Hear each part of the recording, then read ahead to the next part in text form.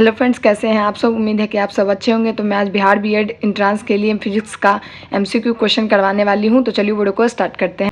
दाढ़ी बनाने के लिए उपयोग में आने वाला दर्पण होता है ए अवतल, बी उत्तल एवं समतल, सी समतल, डी ए एवं बी दोनों। इसका आंसर क्या होगा? ए अवतल। निम्नांकित में से कौन सा पदार्थ लेंस के लिए प्रयुक्त नहीं किया जा सकता है? ए जल, बी कांच, सी प्लास्टिक, डी मिट्टी। इसका आंसर क्या होगा? डी मिट्टी। निर्गत किरण तथा विलंब के बीच के कोण को क्या कहते हैं? ए आपतन कोण, बी परावर्तन कोण, सी निर्गत कोण, डी इनमें से कोई नहीं। तो इसका आंसर क्या होगा? सी निर्गत कोण। किसी पारदर्शी ठोस में बाहर की ओर उभरे दो गोलीय पृष्ठ हो तो इसे कहते हैं ए अवतल लेंस, बी समतल लेंस, सी उत्तल लेंस, डी समतल अवतल लेंस। इसको क्या कहते हैं? सी उत्तल लेंस। किसी बिंब का अवतल दर्पण द्वारा बना प्रतिबिंब सीधा तथा बिंब बड़ा पाया गया। वस्तु की स्थिति कहाँ होनी चाहिए? ए मुख्य फोकस एवं प्रकाश केंद्र के बीच, बी वक्रता केंद्र पर, सी वक्रता केंद्र से परे, डी दर्पण के ध्रुव तथा मुख्य फोकस के बीच। इसका आंसर क्या होगा? इसका आंसर होगा डी दर्पण के ध्रुव तथा मुख्य फोकस के बीच। टॉर्च लाइट परावर्तक सतह होता है ए उत्तल, बी अवतल, सी समतल, डी इनमें से कोई नहीं। इसका आंसर क्या हो जाएगा? बी अवतल। निर्वात में प्रकाश की चाल होती है ए 3 × 10⁸ मीटर पर सेकेंड, बी 3 × 10⁸ सेंटीमीटर पर सेकेंड, सी 3 × 10⁸ किलोमीटर पर सेकेंड, डी इनमें से कोई नहीं। इसका आंसर क्या हो जाएगा? ए 3 × 10⁸ मीटर पर सेकेंड। परावर्तन के नियम निर्धारित होता है ए आपतन कोण इक्वल टू परावर्तन कोण, बी परावर्तन कोण इक्वल टू अपवर्तन कोण, सी आपतन कोण इक्वल टू विचलन कोण, डी इनमें से कोई नहीं। इसका आंसर क्या होगा? ए आपतन कोण इक्वल टू परावर्तन कोण। प्रकाश की किरणें गमन करती है ए सीधी रेखा में, बी टेढ़ी रेखा में, सी किसी भी दिशा में, डी इनमें से कोई नहीं। इसका आंसर क्या होगा? ए प्रकाश की किरणें गमन करती है सीधी रेखा में। लेंस में मुख्य फोकस की संख्या कितनी होती है? ए 2, बी 1, सी 3, डी इनमें से कोई नहीं। इसका आंसर क्या होगा? ए 2। प्रकाश के अपवर्तन के कितने नियम हैं? ए 1, बी 2, सी 3, डी 4। कितने नियम होंगे? 2। वस्तु से छोटे और आभासी प्रतिबिंब इनमें से किस दर्पण द्वारा प्राप्त होता है? ए समतल दर्पण द्वारा, बी अवतल दर्पण द्वारा, सी ए एवं बी दोनों द्वारा, डी उत्तल दर्पण द्वारा। इसका आंसर क्या होगा? इसका आंसर होगा बी अवतल दर्पण।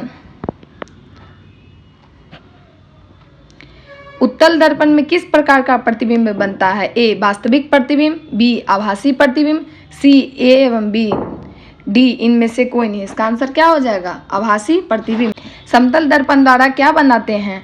ए आभासी प्रतिबिंब, बी वास्तविक प्रतिबिंब, सी ए एवं बी दोनों, डी इनमें से कोई नहीं। तो इसका आंसर क्या हो जाएगा? ए आभासी प्रतिबिंब। वस्तु से छोटा प्रतिबिंब बनता है ए अवतल दर्पण में, बी उत्तल दर्पण में, सी समतल दर्पण में, डी ए एवं बी दोनों में। इसका आंसर क्या हो जाएगा? इसका आंसर होगा डी ए एवं बी दोनों, अवतल दर्पण में भी उत्तल दर्पण में भी। प्रकाश क्या है? कणों का प्रवाह, बी आंखों को प्रभावित करने वाला ऊर्जा, सी तापक्रम बढ़ाने वाला ऊर्जा, डी इनमें से कोई नहीं। तो प्रकाश क्या है? आंखों को प्रभावित करने वाला ऊर्जा। इसका आंसर क्या हो जाएगा? बी। जिस दर्पण में प्रतिबिंब सीधा और आकार में वस्तु के बराबर हो तो वह दर्पण है ए अवतल दर्पण, बी उत्तल दर्पण, सी समतल दर्पण, डी बेलनाकार दर्पण। इसका आंसर क्या होगा? सी समतल दर्पण। एक गोलीय दर्पण की वक्रता त्रिज्या 40 सेंटीमीटर, तो इसकी फोकस दूरी क्या होगी? ए 40 सेंटीमीटर, बी 30 सेंटीमीटर, सी 20 सेंटीमीटर, डी 10 सेंटीमीटर। इसका आंसर क्या हो जाएगा? 20 सेंटीमीटर। किसी उत्तल लेंस के सामने 2f और अनंत के बीच कोई बिंब रखा गया है, इसका प्रतिबिंब बनेगा ए वास्तविक उल्टा और छोटा, बी वास्तविक उल्टा और बड़ा, सी आभासी उल्टा और बड़ा, डी आभासी सीधा और बड़ा। इसका आंसर क्या हो जाएगा? इसका आंसर हो जाएगा ए वास्तविक उल्टा और छोटा। मुख्य अक्ष दर्पण के ध्रुव पर है, ए अभिलंब है, बी 45 डिग्री के कोण पर झुका है, सी 180 डिग्री के कोण पर झुका है, डी 135 डिग्री के कोण पर झुका है। इसका आंसर क्या हो जाएगा? इसका आंसर हो जाएगा ए अभिलंब है। उत्तल दर्पण में बनने वाला प्रतिबिंब की प्रकृति है ए वास्तविक, बी आभासी, सी वास्तविक तथा आभासी, डी इनमें से कोई नहीं। इसका आंसर क्या हो जाएगा? बी आभासी। फोकस पर अभिसारित करने वाला किरण पुंज परावर्तन के बाद समानांतर किरण पुंज किस दर्पण में बदल जाता है? ए अवतल दर्पण में, बी उत्तल दर्पण में, सी ए एवं बी दोनों में, डी इनमें से कोई नहीं। इसका आंसर क्या हो जाएगा? सी ए एवं बी दोनों।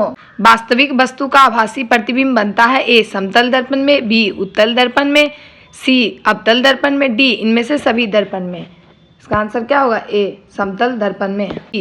तेल लगा कागज होता है ए पारदर्शक, बी अपारदर्शक, सी पारभासक, डी इनमें से कोई नहीं। इसका आंसर क्या होगा? सी पारभासक। एक अवतल दर्पण में वस्तु की स्थिति ध्रुव और फोकस के बीच है तो इसका प्रतिबिंब है ए वास्तविक और बड़ा होगा, बी वास्तविक और छोटा होगा, सी काल्पनिक और छोटा होगा, डी काल्पनिक और बड़ा होगा। इसका आंसर क्या होगा? डी।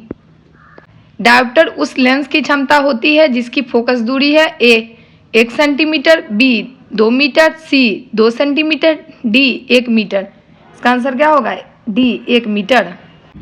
अगर आपको ये वीडियो अच्छा लगे तो वीडियो को लाइक कीजिए और अपने दोस्तों में शेयर कीजिए। जय हिंद।